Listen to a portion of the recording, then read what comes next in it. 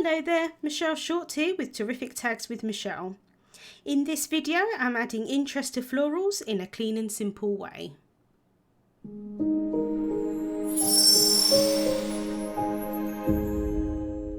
So my first way to add interest to florals is to use an embossing folder.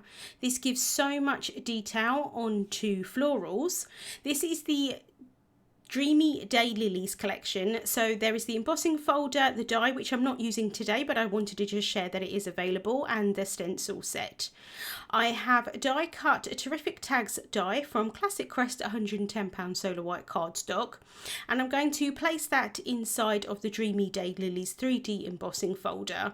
I'm just placing it in there, trying to have a couple of areas where there is no flowers, just at the top and the bottom, and then I'm going to run that through my die cutting machine.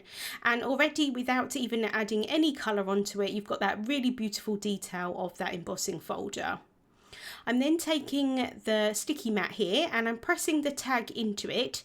This is just so that it's going to keep it in place while I add the colour on top.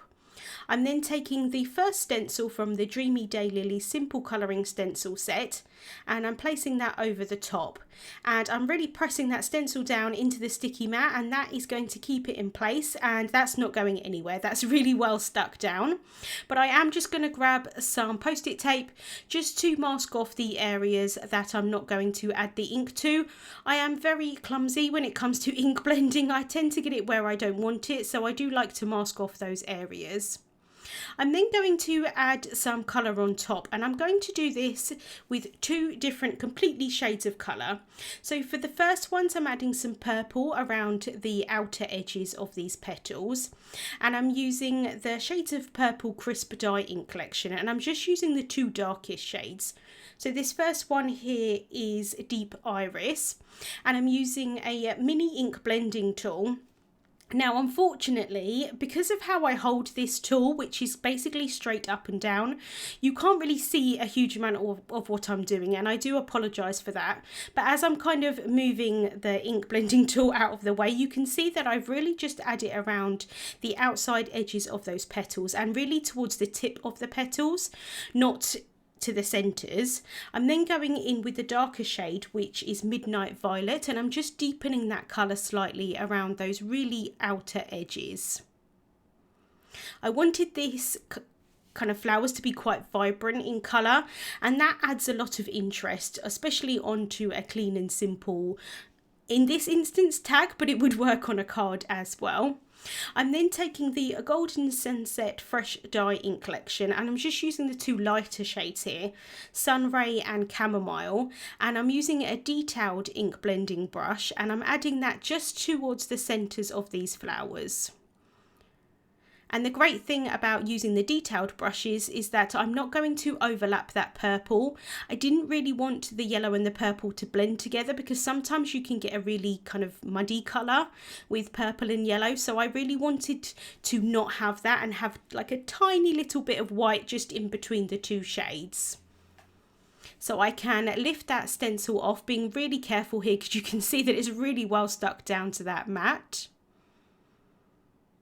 And then I'm going to go ahead and colour in the rest of those petals. So I'm just finishing off with the last one here at the top. I did cut some of it out because I'm just doing the exact same thing, starting off with that deep iris colour around the outside edges, then going in with the Midnight Violet to deepen that slightly, and then I can go in with the yellows in the centres. And for this flower here, the petal that's at the top, it kind of folds over on itself, so I didn't end up adding any of the purple to that because I didn't think you'd necessarily see that in real life. So I'm going in with those yellows there in the centre again. I did look up what daylilies look like in real life, and they come in all sorts of different colours, and I found this one here with the purple on the outside edges and the yellow in the centres, and I just thought they were so beautiful.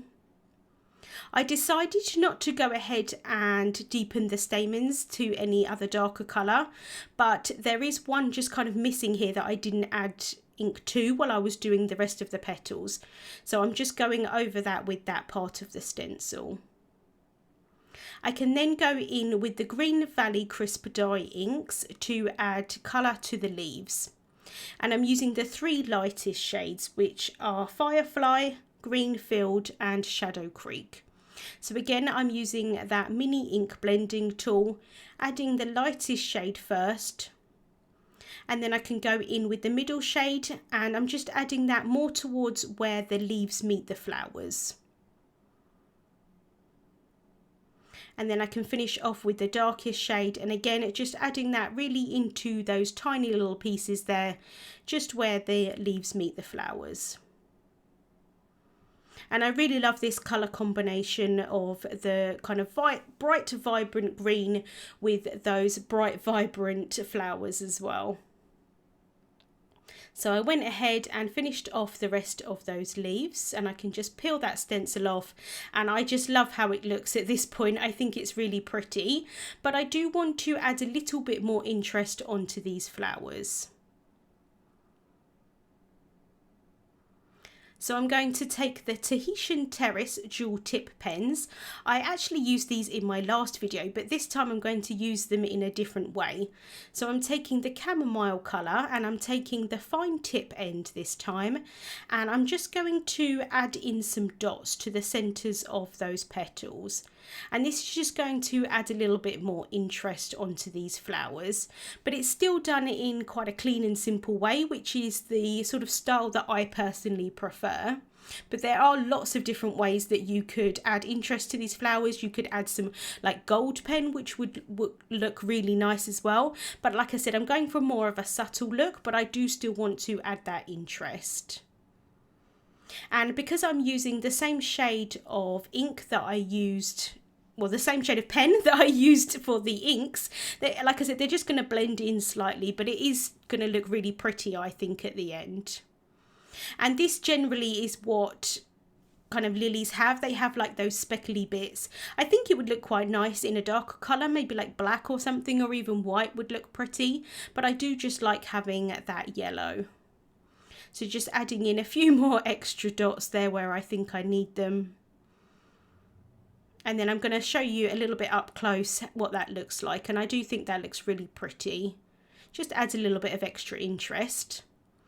I've then die cut another of the tags, and I'm adding some glue tape onto the back of that. And then I'm going to sandwich the two tags together, kind of back to back. So this does look really pretty from the back. There's no ink or anything like that on the back, which sometimes I do get.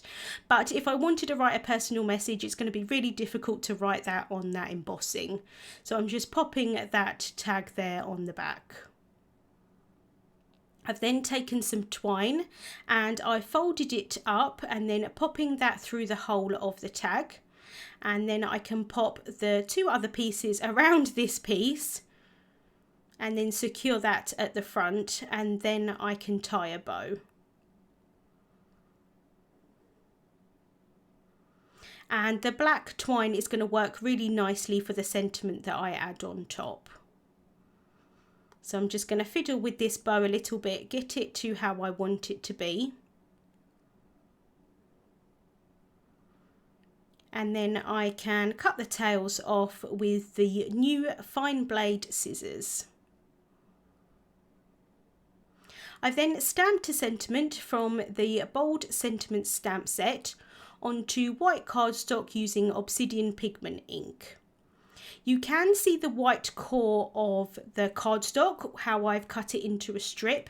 So what I'm going to do is I'm taking the brush tip pen from the fine liner set and I'm going around the outside edges of this strip so that it looks like it's black cardstock, even though it was white cardstock with black ink. It just neatens it up a little bit, I think.